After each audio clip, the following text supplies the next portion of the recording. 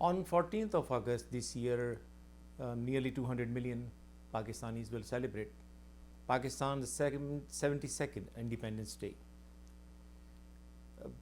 If you listen to pundits on Pakistani media and Pakistani historians, they tell us that the idea of Pakistan was conceived in 1940 at the Lahore Convention of Muslim League, when a resolution was passed demanding creation of Pakistan. But again, like many other things in relation to Pakistan's history, this is another distortion. The resolution of 1940, which is given the credit of laying down the foundation for Pakistan, did never demand one autonomous sovereign state. In fact, if you look at the actual wording of the resolution, it had specifically demanded creation of autonomous states within India.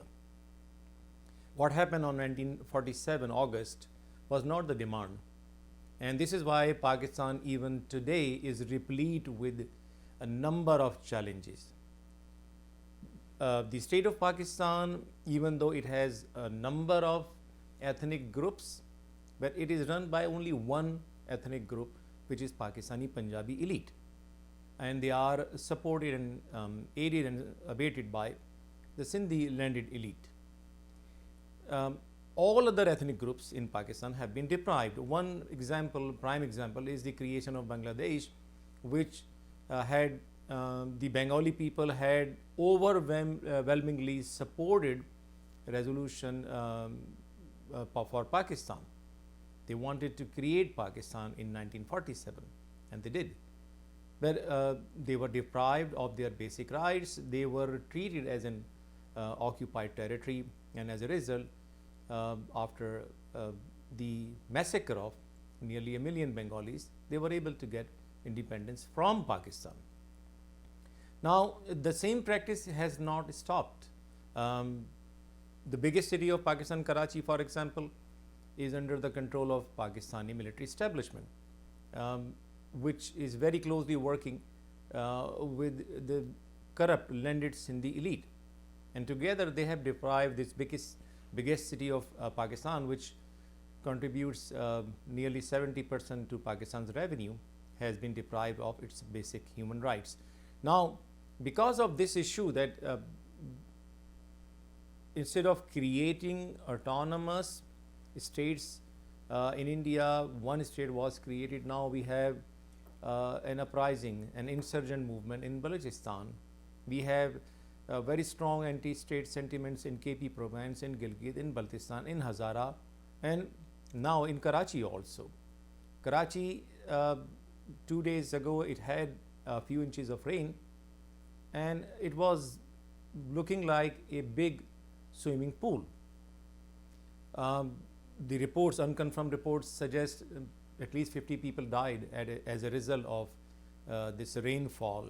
Now imagine this city, which has contributed trillions of rupees to Pakistan's economy since 1947, doesn't even have the basic civic necessities.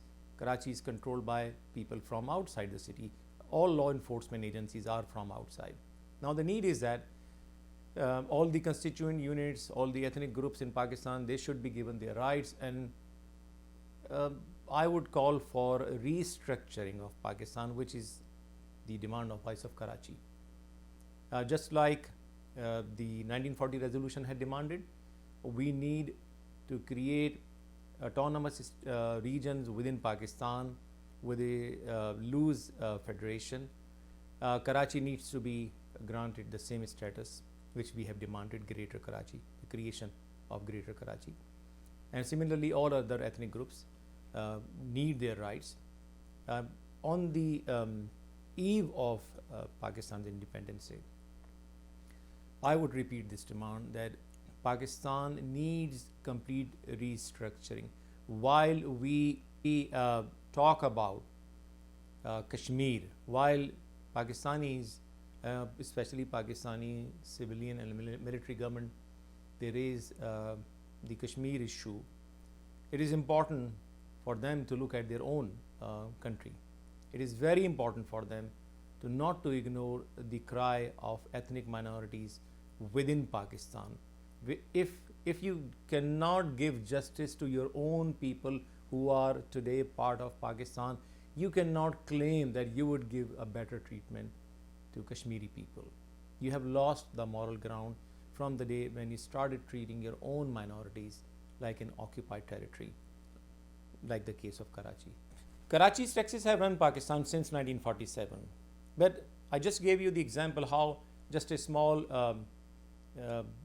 rainfall can damage the entire city, can bring it to a complete halt and kill dozens of people.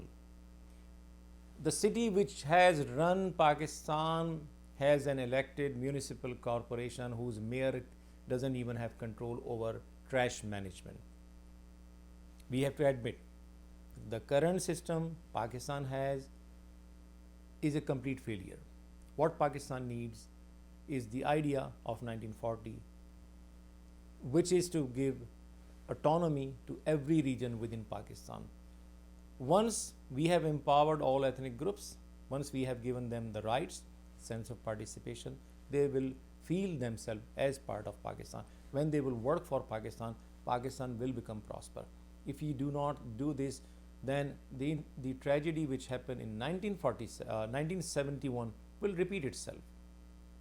If you do not give up your stubbornness, if you do not change your colonial mindset, there is every bit of possibility that you will lose many other components of this country.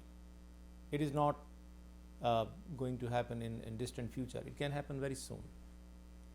Soviet Union had more nuclear weapons Pakistan will ever have, but it still collapsed. The main reason was the economy.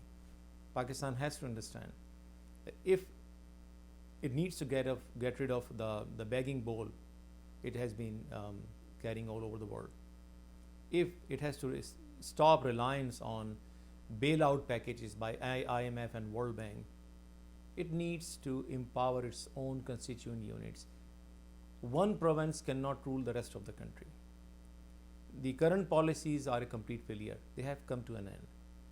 If you want Pakistan to become prosperous, go back to the 1940 resolution, give basic fundamental rights and to every constituent unit and make them autonomous, give them power over their own resources. This is the only solution, and this is the message of Independence Day on the 72nd Independence Day of Pakistan. Thank you.